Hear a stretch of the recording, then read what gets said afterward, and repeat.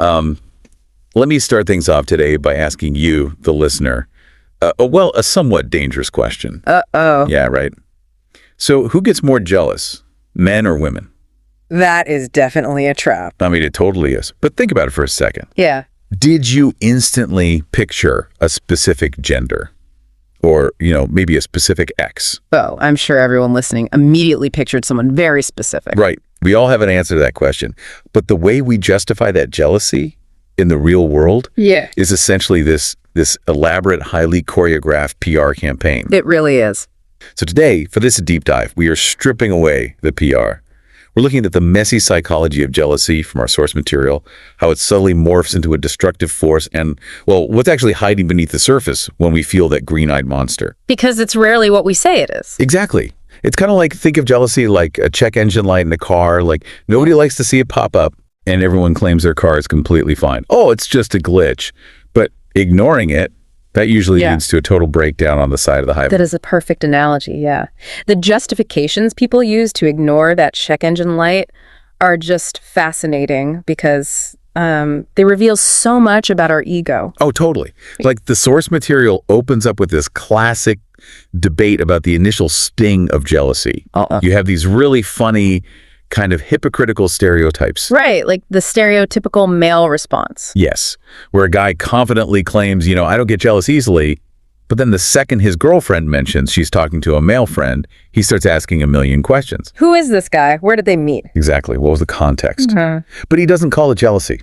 Oh, never. He frames it as an investigation. Right, a very logical gathering of facts. A very professional investigation, I'm sure. Obviously. And then, you have the flip side, the stereotypical female response. Where she notices one tiny, seemingly insignificant detail. Like her partner liking another woman's picture on social media. Oh, yeah. And she doesn't just notice it. She seemingly recalls the entire chronological history of that woman's digital footprint. Every vacation post, every comment, every mutual connection. And her justification for this massive deep dive is simply details matter. Right. I'm just being observant. Exactly. She frames it as situational awareness. But what's so interesting here is that both genders are actively engaging in highly jealous, scrutinizing behaviors. Yeah. But the psychological gymnastics they use to mask it, well, they're completely different. Because the man uses the guise of logical curiosity. Yeah. Like to retain a position of authority. He's the detective. Gathering variables. And the woman uses the guise of astuteness. She's just, paying attention to her environment. But neither is willing to admit they're actually experiencing a visceral emotional threat. See, I don't buy the investigation excuse at all. I mean, if a guy suddenly turns into a detective just because his girlfriend is talking to a friend, isn't calling it a professional investigation just a defense mechanism? Oh, absolutely. Like, isn't it fundamentally about exerting dominance over who she interacts with to avoid admitting vulnerability? It definitely looks like control. And the downstream effect is often controlling, but psychologically, it's functioning as a defense mechanism against vulnerability, just like you said. So he's just shielding himself. Yeah, think about the cognitive dissonance at play here. If he admits he's jealous, he has to acknowledge that he feels threatened by another man. Yeah. And that implies a vulnerability he likely doesn't want to confront. So by framing his questioning as an objective fact-finding mission, he avoids that entirely. He's an impartial auditor, not a scared partner. Okay, that makes sense. And I'm guessing the same psychological shielding applies to the details matter justification. Exactly. It reframes a panicked emotional surveillance operation into a positive trait, being observant. So we are essentially laundering our own emotions to make them palatable to ourselves. Laundering our emotions. Yes, I love it. Because we don't want to be the crazy, jealous partner. So we become the rational investigator. But okay, if these are just PR campaigns, what is the actual crisis happening behind closed doors? Well, the crisis isn't about the third party at all. Wait, really? Yeah, the coworker or the person in the Instagram picture, they're merely the catalyst. The root psychological event is fear. Okay, fear of what? We're talking about the fear of losing someone, the fear of being replaced, or, this is the big one, the fear of simply not being good enough. The source actually defines jealousy as essentially insecurity wearing a different outfit. Insecurity wearing a different outfit. Okay, let's unpack this.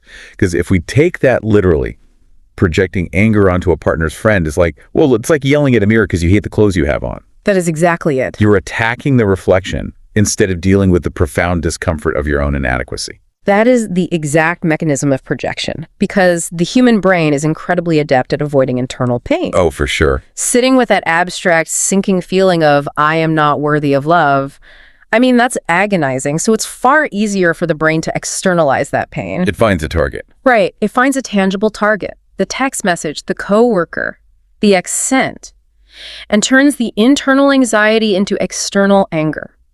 Because anger is an activating emotion. It makes us feel powerful and righteous. Well, insecurity makes us feel small. Exactly. And the brain will almost always choose the illusion of power over the reality of smallness. This totally shifts the entire landscape of an argument. Because when you're arguing about the other person, you're trapped in this courtroom drama over facts and timelines. Like, you talk to him for 20 minutes. No, it was 5 minutes. Right. But if the anger is just a mask for feeling inadequate, the timeline is completely irrelevant. It doesn't matter at all. The actual problem isn't the 20 minutes, it's the bond between the partners. Can you elaborate on how recognizing that fear changes the dynamic? Well, when you remove the third party from the center of the conflict, the argument moves from prosecution to a demand for reassurance. It totally changes the stakes. That's fascinating. But, this brings up a massive divergence in human psychology, because if we all share this underlying insecurity, we have to ask, does it get triggered and expressed in the same way for everyone? Well, we know the expression of it differs wildly. Right. Like, people cope differently. Right. Some become super quiet and withdraw entirely, while others ask a barrage of questions and become hypervigilant. Those are just the chosen coping mechanisms. But the actual triggers, the events that set off that internal alarm, that's what I find truly baffling in the text. We're talking about emotional betrayal versus physical betrayal. Yeah, the research on this is deeply rooted in evolutionary psychology, but you see it play out every day in modern relationships. So unpack the difference for us. Okay, so we have 2 distinct scenarios. A partner is emotionally intertwined with someone else, sharing their deepest fears, aspirations, but nothing physical happens. Okay, emotional betrayal. Right. Then you have physical infidelity, an entirely physical act with absolutely zero emotional connection.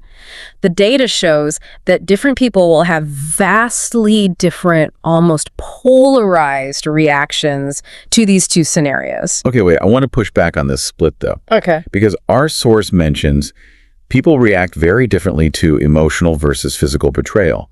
But betrayal is a nuclear bomb, right? It is. If someone breaks the fundamental trust of a committed relationship, the structural damage is catastrophic either way. So are we really saying someone might completely shrug off an emotional affair but be devastated by a physical one? Or vice versa? Well, it isn't that they shrug it off as acceptable, but rather that the type of devastation is fundamentally different. Because it hits different vulnerabilities. Exactly. It strikes at entirely different evolutionary and psychological vulnerabilities. Let's look at the evolutionary theory first. Okay. Historically, for males, the ultimate biological threat was paternity uncertainty, raising offspring that didn't share their genetics. Therefore, the evolutionary alarm system is highly sensitized to physical infidelity. For females, the historical threat was resource diversion, a mate taking protection and resources to another family unit. And emotional attachment is the precursor to resource diversion. Exactly. So the alarm system is highly sensitized to emotional infidelity. So there's this ancient hardwiring dictating what panics us the most. But, I mean, we aren't just biological automatons. How does that translate to the modern insecurities we were just talking about? And that is where the individual psychology layers over the biology. Which betrayal destroys you is an exact mirror of your own deepest perceived flaw. Oh, wow. Give me an example. Imagine a person whose core insecurity is intellectual. They struggle with imposter syndrome. They secretly fear they aren't engaging or smart or deep enough for their partner. Okay. For that person, an emotional affair is the kill shot. Because it confirms the fear. Yes. It is absolute confirmation of their darkest internal fear. I am not enough of a mental companion, and they had to find someone who actually understands them. The physical aspect of an affair might be painful, but it doesn't validate that specific intellectual insecurity. That is, wow. And the reverse would be someone whose insecurity is entirely tied to physical adequacy or attractiveness. Precisely. If their self-worth in the relationship is tied to physical desirability, a purely physical betrayal triggers a catastrophic collapse of their self-esteem.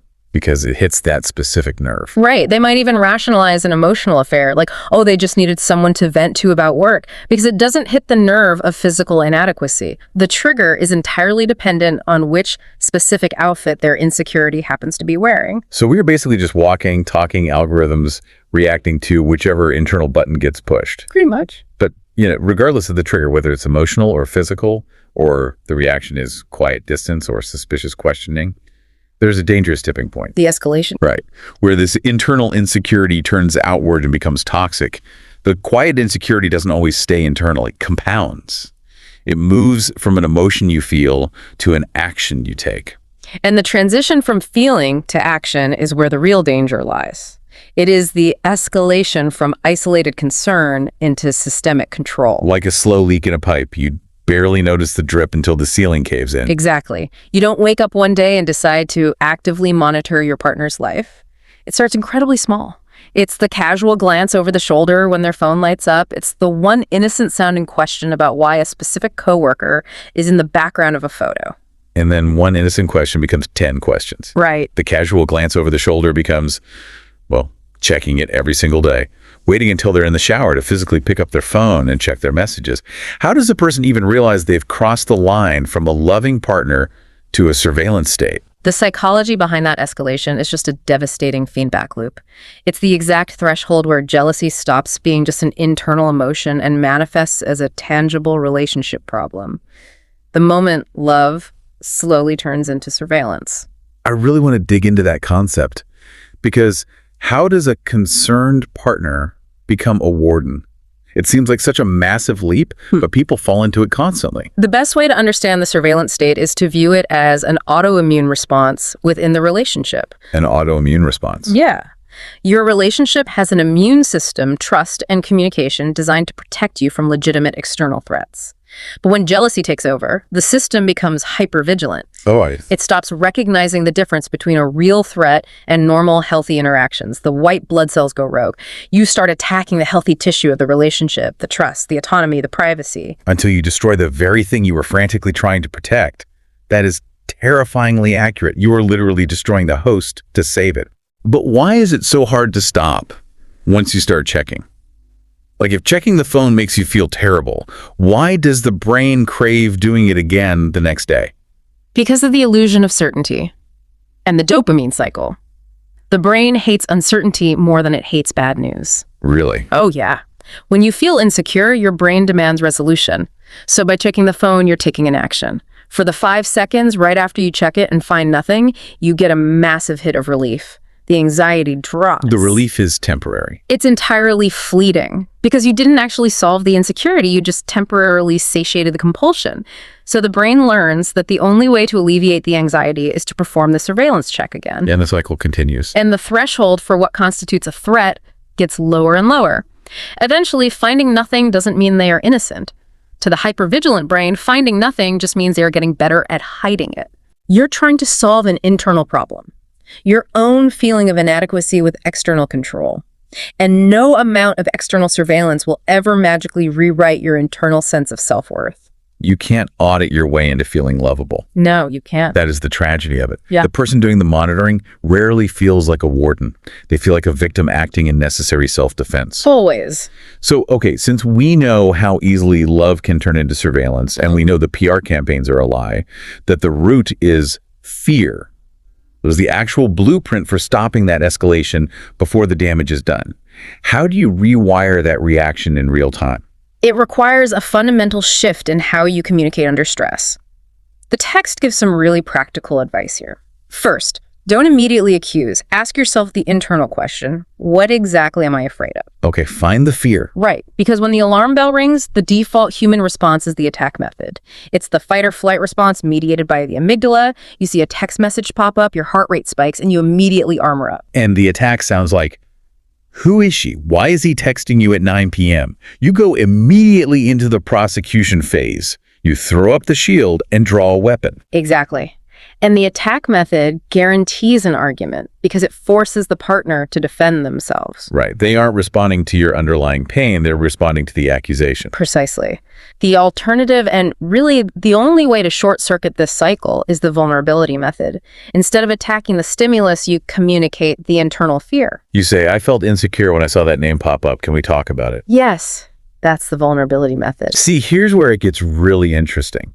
Because I have to say, that is incredibly easy to intellectualize in a controlled environment. Oh, for sure. But dropping the shield in the middle of a perceived firefight, when your nervous system is screaming that you are under threat, swapping an angry accusation for a totally vulnerable admission of weakness feels counterintuitive to survival. Why is saying, I feel insecure, the ultimate power move in saving a relationship? It feels counterintuitive because you're asking your prefrontal cortex to override millions of years of evolutionary survival mechanisms. Admitting insecurity is exposing your softest underbelly to the very person you fear might hurt you. Right. But the reason it is the ultimate power move is because of how it alters the psychological power dynamic. How so? When you attack, you establish an adversarial dynamic. You are opponents. Right. When you state your vulnerability, I'm feeling inadequate right now, you completely remove the target. Your partner has nothing to defend against. They don't need to argue about timelines or boundaries. Because you aren't accusing them of anything. Exactly. You are inviting them to step across the battlefield and help you manage a difficult internal state. You're asking them to be your teammate in regulating your emotions. It shifts the entire interaction from a demand for evidence to a request for connection. It stops the autoimmune response. You are telling the system, stand down, we aren't under attack, we just need support. Man, this is an incredibly dense psychological landscape we've navigated today. It really is. For you, the listener, the ultimate takeaway here is that jealousy isn't a male or female problem or an investigative skill. It's a profoundly human emotion rooted in fear. It's the fear of not being enough, weaponized against the people we care about most. And left unexamined, that fear demands control. It demands the slow suffocation of trust until there's nothing left of the relationship but a warden and a prisoner. And to avoid that, we have to do the uncomfortable work of looking in the mirror instead of looking at our partner's phone. Now, before we wrap up, I want you to be brutally honest with yourself for a second. Have you ever stood there in the middle of an argument, completely armored up and proudly declared, I'm not jealous, while secretly burning up with absolute panic on the inside? Oh, definitely. Everyone has done this. The PR campaign is universal. It is the great universal lie. So as you move through your week, I want to leave you with a final thought to mull over. It builds on the mechanics of that illusion of certainty we discussed. The next time you feel that sudden, undeniable urge to run a professional investigation, the next time you feel the compulsion to check the screen or ask that highly specific probing question, stop and interrogate your own motive. Are you actually looking for evidence of betrayal, or are you just desperately searching for proof that you are still enough? A question definitely worth asking. We'll catch you next time.